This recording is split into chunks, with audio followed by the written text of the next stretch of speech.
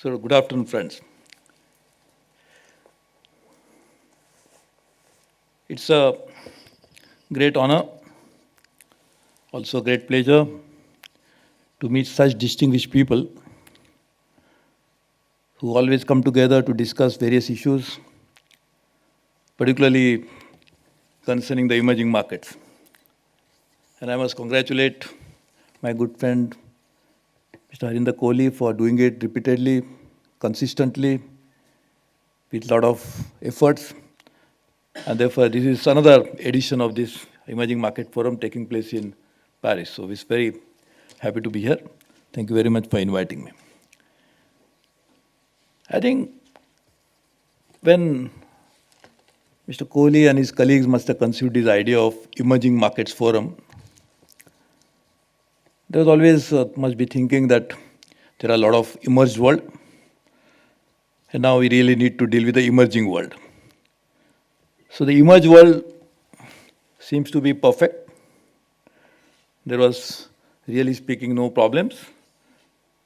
All the problems seems to be in the emerging world. And therefore, the idea could be that how do you use the best practices of the emerged world to be applied into emerging world?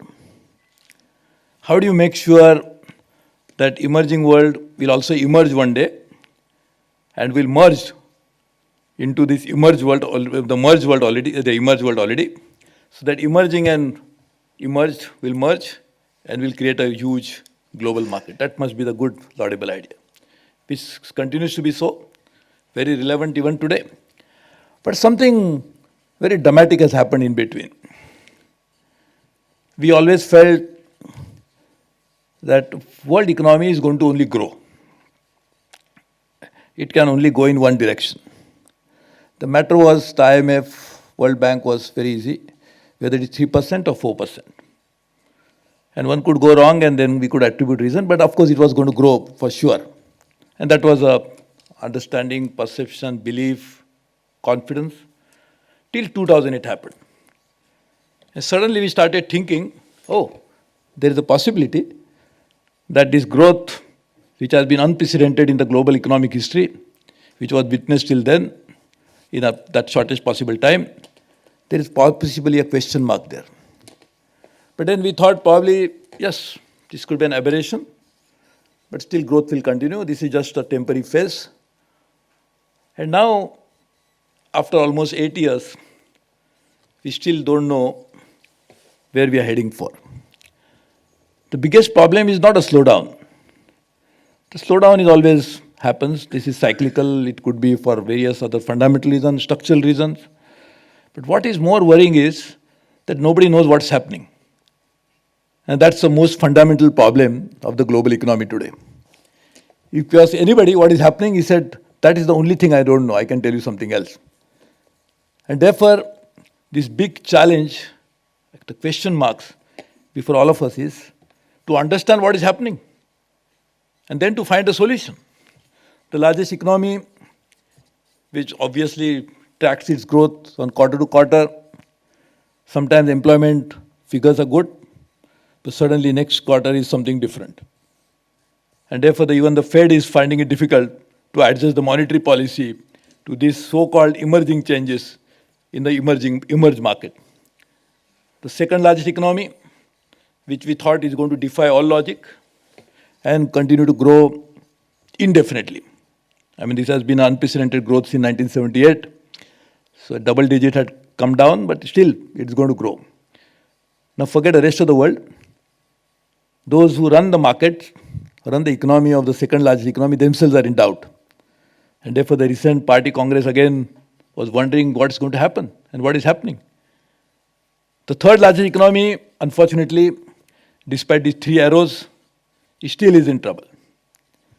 And therefore, what is important is that we felt that emerging markets are always fraught with risk. So whenever any investment was to be made, you must add risk premium to that investment into those markets.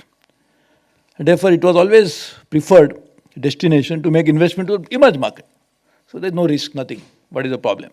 Everything is known, institutions are strong, Everything is predictable, and therefore we can know everything. Now, if one has to objectively look at it, I think the risk factor is more in the emerging market than the emerging market. Because emerging market risks are known. We know exactly what's going to happen. And therefore, it looks like the world is really changing so rapidly, so fast. And therefore, could we also now relook at emerging market itself to begin with? Because as we know, the G20, the largest economies of the world, 20 economies, account for more than 80-85% of the global output, global economy. And if we do not have some good, strong, predictable action, how can the rest of the world also ride the growth? And that's the problem. So the risk factor which emerging markets are facing today, I would feel are coming essentially from the emerging market. Because we see the globalized world in which the markets are integrated, wittingly, unwittingly. If there is something wrong in the strong emerged world, it is going to affect the whole world. As we are also experiencing in India, some of the strong headwinds of the global economy are also affecting our domestic economy. And at least there is a strong social security system, there are strong income levels already made in those world, but others who are actually suffering because of adverse effect of the global economic growth will be most vulnerable. And therefore, we really need to find out how do you actually address these issues. But that's the beginning. I'm not the expert to talk about 2050, and I'm sure, though I have not read the book, but knowing by reading all his previous contributions, it must be one of the great eye-opener leading us to the reality that is going to happen in the next 40 years or 35 years. So I would, rather than predicting what is going to happen, because the predictors have really not necessarily come to the right conclusion, but I'm sure that book will be talking. But there are, in my opinion, there are few issues in 2050 which will be very important to be confronted, and they are already being faced today, but will become worse confounded in the years to come. And one of that is, we have been always advocating the developing countries. I'm not now going into the emerging and emerged, but the developing countries have been arguing for a long time that if you have opened up the market, and we also believe in market developed economy, market oriented economies, for manufacturing, for the capital, there has been always a movement, and though nobody can stop, we already had movement for material, that finished good, everything. Why not we have movement for labor? If you really go by these three elements which constitute the economic activity, why not we go for movement of labor? And the argument always was, no, that's a completely different issue, because the sovereign states have a responsibility, we cannot do it, and therefore this cannot be dealt with. This is something which has to be left out. Now just imagine the worst sufferers of unplanned refugee influx is Europe. And why it is happening? It's not necessarily because of something else. It has happened because of a very unique situation wherein people cannot survive. There is almost a civil war in that part of the world. But the point is, if you don't allow a movement of people from one end to another, it's going to happen by perforce, by way of people moving because they will find a better opportunity. So the globalized world cannot just prevent people from going from one end to another. So one of the things that we really need to look at is how do you address the issue of mobility of professionals, people who seek better opportunities, and they'll be able to move into different parts of the world without affecting the national sovereign policy. That's understandable. But how do you do that is going to be a major issue. And therefore, one of the major problems we are facing today is arising out of this. But in my opinion, the big challenge that's going to come when the president of Ivory Coast was saying that what's going to be the population, we are going to already more than 7 billion. And if you are going to be 10 billion by then, I think that's what you must have predicted. I've not read it. I don't know how are we going to tackle this such a large population and without allowing them to be part of this process. So, one of the challenge, in my opinion, going to be at that time, which already start happening now, is the immigration problem. People will like to move. You cannot prevent them. You cannot stop them. But the best way to do with this is to regulate it. How do you do that is something which we really need to look at. So that's a governance issue.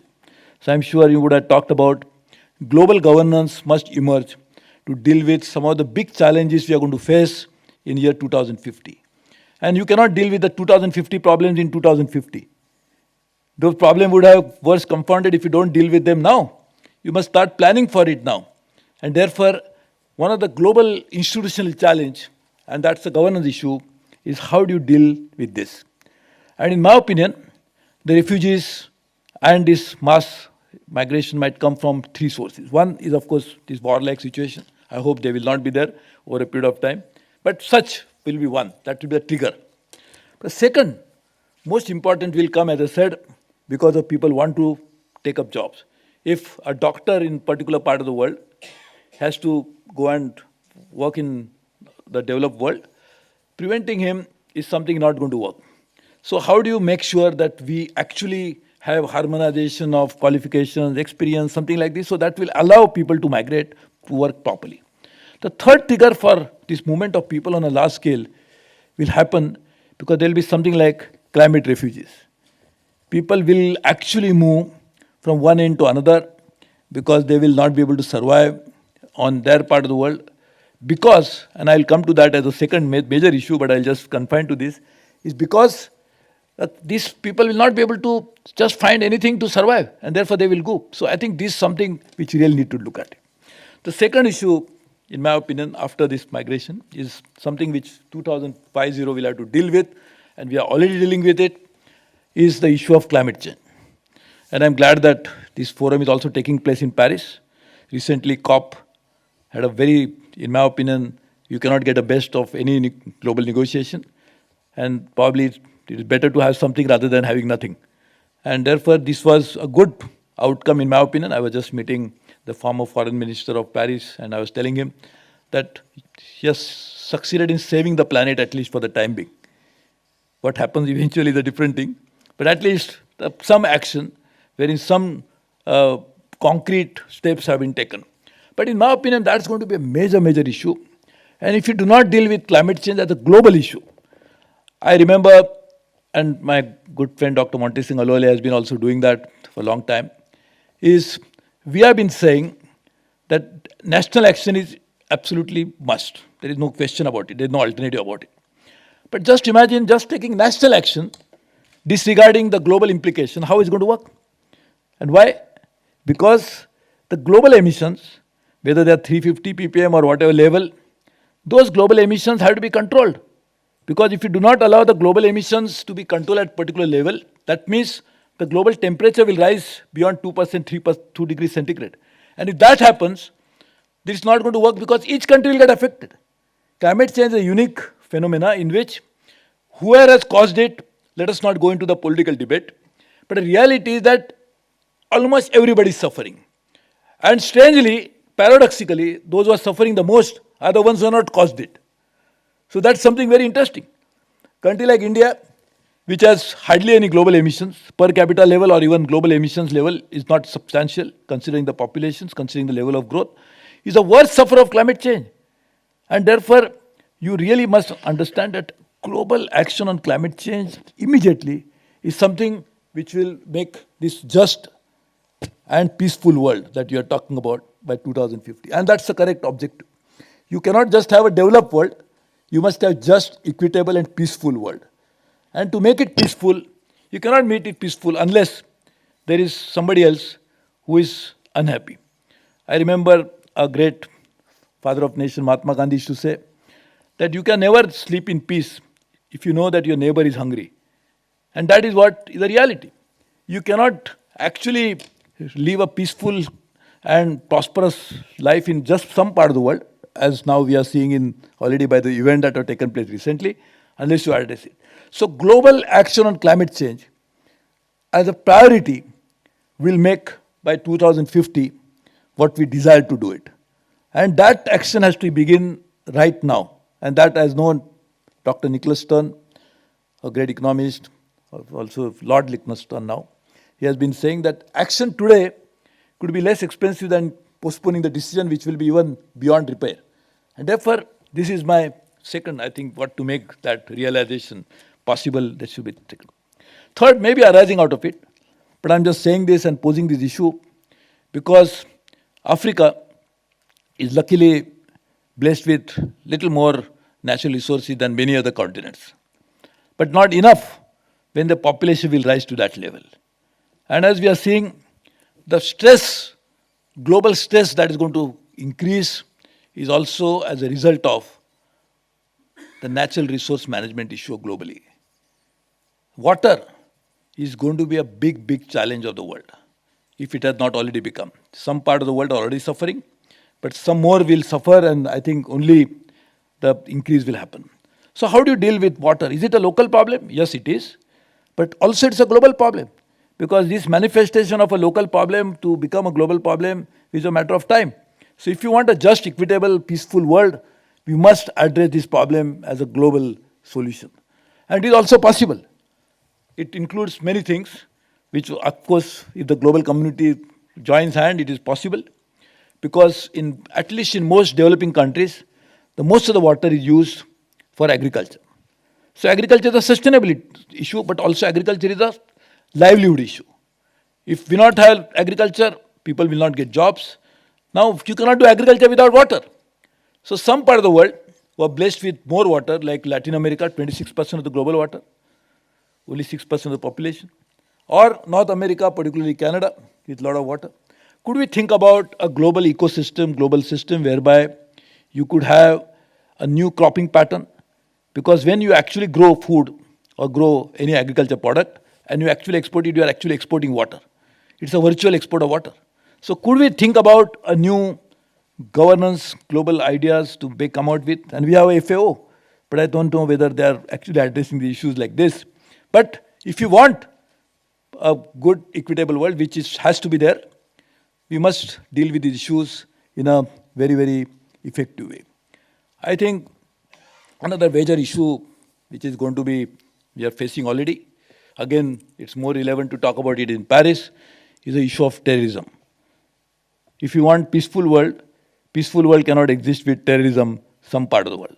So unless you address that issue in a proper manner, and we need global cooperation for that, this issue cannot be dealt by individual country.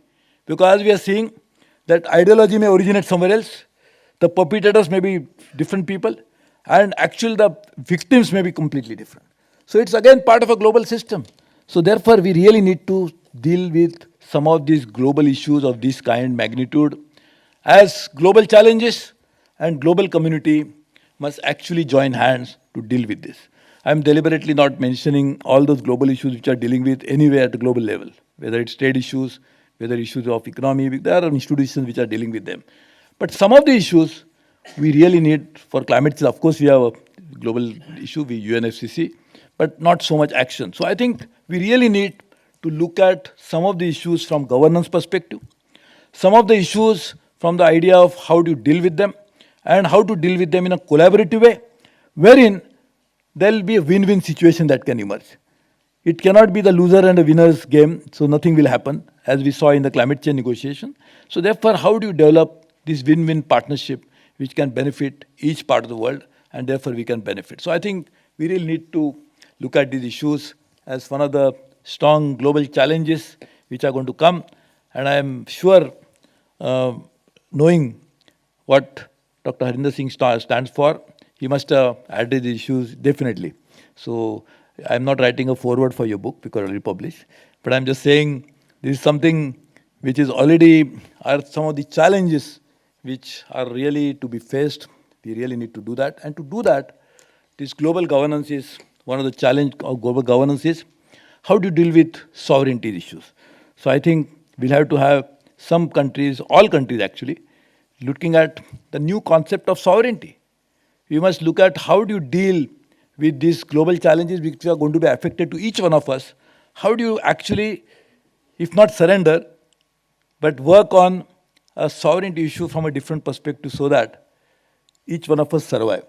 I think the challenge is making us prosperous, peaceful, and equitable world is something which will be the next step. The challenge, if you don't address each of these issues, will be the issue of survival for us. So I'm sure we'll deal with this. I'm very happy.